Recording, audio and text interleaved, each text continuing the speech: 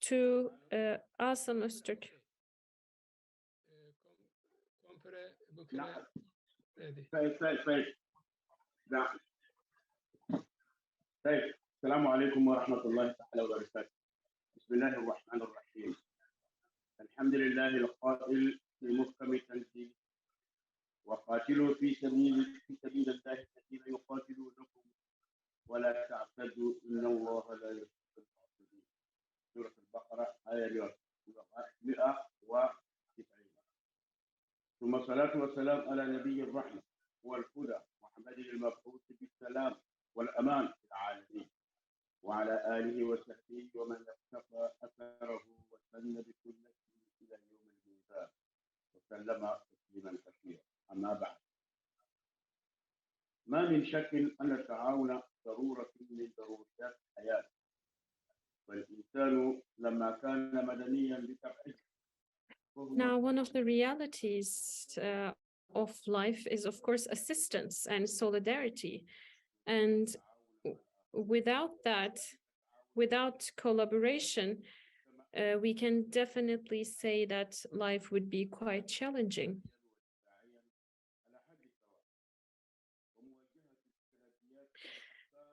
So the voice of the speaker is actually quite distant, so we will do our best as interpreters to give you the best interpretation to the best of our abilities. هي أكبر سلاح يمكن استخدامه في مواجهة شتى أنواع عدم الاستقرار الأمني. So the microphone is quite away from the speaker, so we cannot hear him very well. الأفراد ويدير الضغائن من القلوب كما يساعد على إنجاز الأعمال الكبيرة التي يصعب على الإنسان تنفيذها بمفرده طبعا، لما يشعره بقوته وأنه ليس عاجزا يشكل عبئا على المجتمع الذي يعيش فيه. فتعاون إذا من أجل تحقيق الأمن المشترك. So in our society, we definitely need to offer assistance, and this is one of the most important elements in every sphere of life.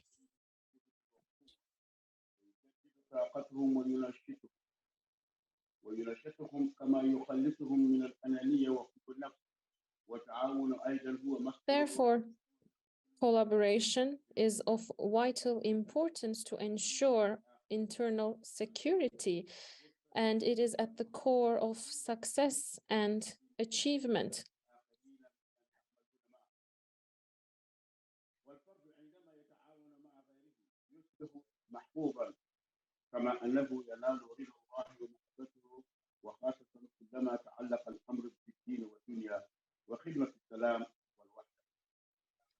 So behind every success lies collaboration, and each individual and every society need to support one another. So with the effort and with the strength we have to use this for the benefit of others, and we have to act in unity and support one another, and we have to be altruists. We shouldn't be selfish, and we should cooperate. This will also allow us to share the burden, share the responsibility, which would definitely lighten our burden, and this helps us gain new skills, and this also helps us share experiences with others and benefit from the experiences of the ones around us.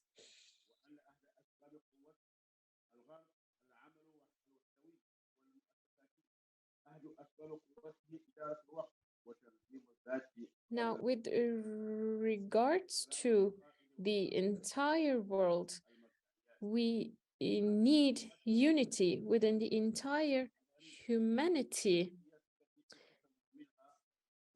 In the Maide Surah, it says, help one another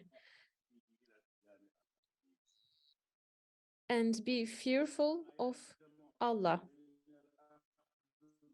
Therefore, today, the study that we conducted has some positive outcomes for the entire Islamic world.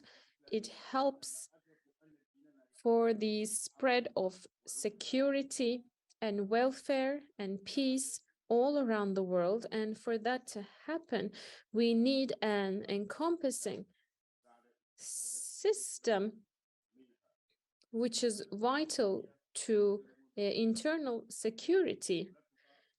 So in my study, I have two sections. The first one is about the challenges before ensuring internal security, and the second section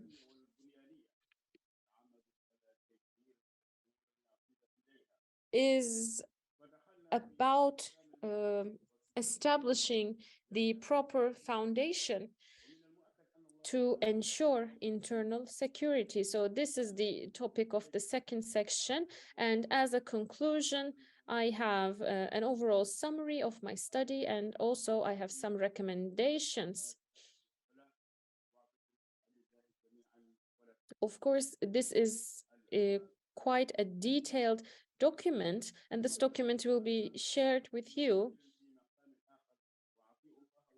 But as I said, the West has resources and has strengths, and it actually has control over Islamic countries, and they build upon their wealth in these countries, and they also make use of the wealth of Islamic countries for their own benefit. And if we ask what the what the source of this wealth is, the biggest reason behind that wealth is the collaboration and cooperation that these countries have among each other. So in Western countries work together. There are interoperative organizations, institutions, and another reason is that they make great use of time. They well manage time, and they can self-organize. So compared to other, they are very well organized, and they have respect towards their leaders.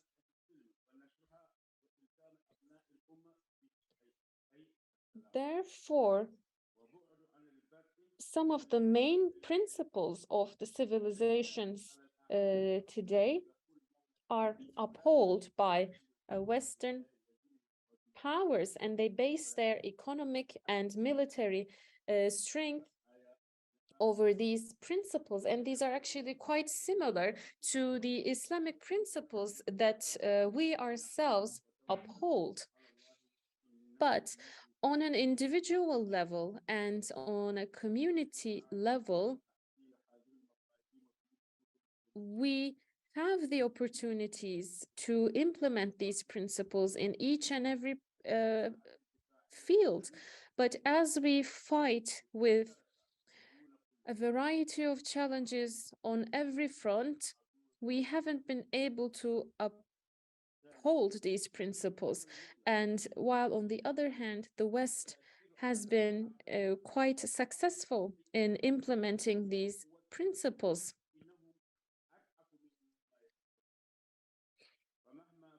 So we know that having an Islamic unity will come with the strength, and then we will be relieved and we will have prosperity.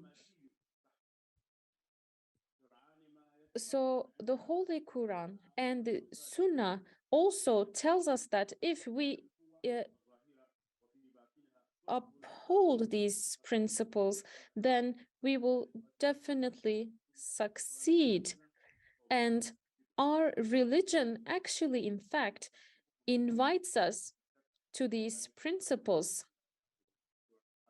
And we have to base our strategies on these principles.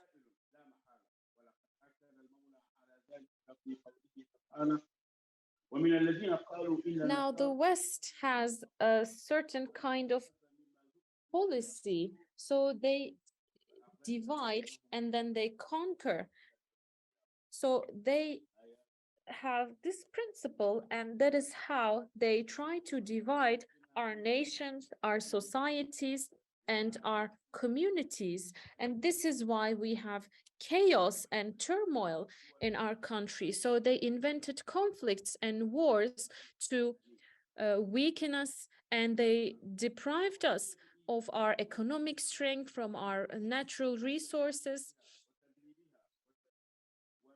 And they also caused brain drain. So they attracted our educated people to their own countries. So this is quite a tragic situation. So while we are experiencing these challenges, they are actually gaining strength from our weakness.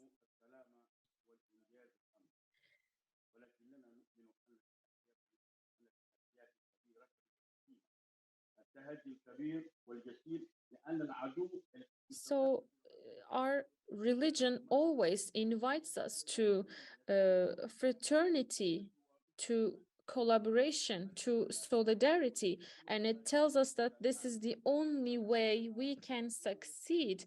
In Ali Imran Surah, it says that all of you hold tight to the rope of Allah.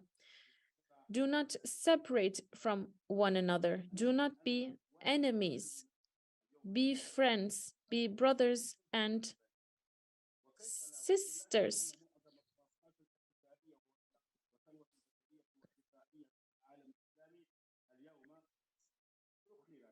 So while you were at the brink of the fire of hell, Allah saved you. So this is what it says in this particular surah in the Holy Quran. So in the Anfa surah, it says, obey Allah, never be separated from another, because if you do that, if you go into groups, then you will fail and you will not be strong anymore. And the same surah also tells us to be patient.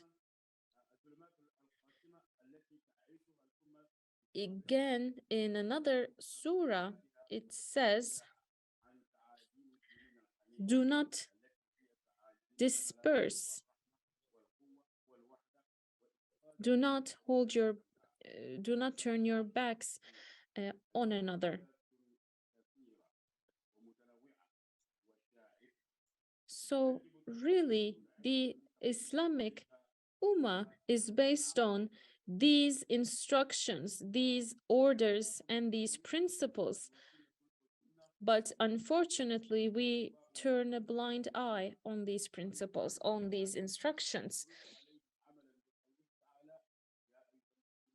And that's why we have poverty in our countries. We are deprived of our resources. We are dispersed. We don't have a refuge. We don't have a safe space for ourselves. And in such an environment, powerful countries exert control over our own resources. So the only salvation of Islamic countries are unity and to support one another and support those who are oppressed,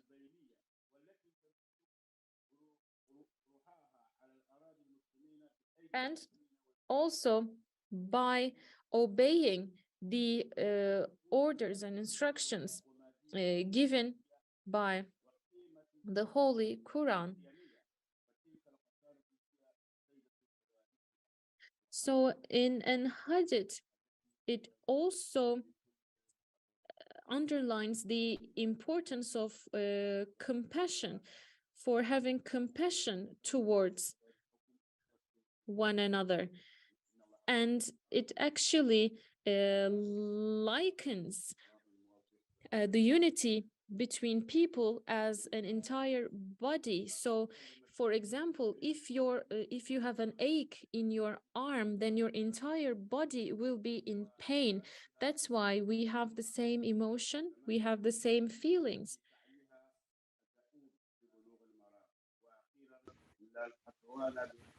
So, of course, there is much more to my presentation, and I will send my study to you for you to examine it.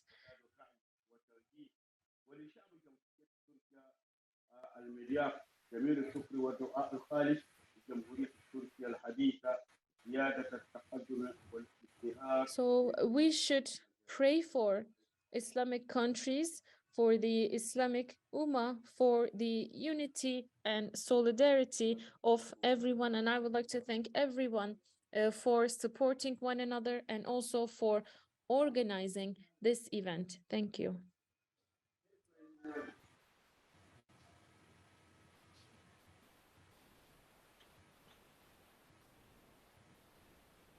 Fehmi Hocam sesiniz geldi. Evet, pardon. Doktor Compoure Boukari'ye bu değerli sunum için teşekkür I ediyorum. would like to thank Dr. Boukary for his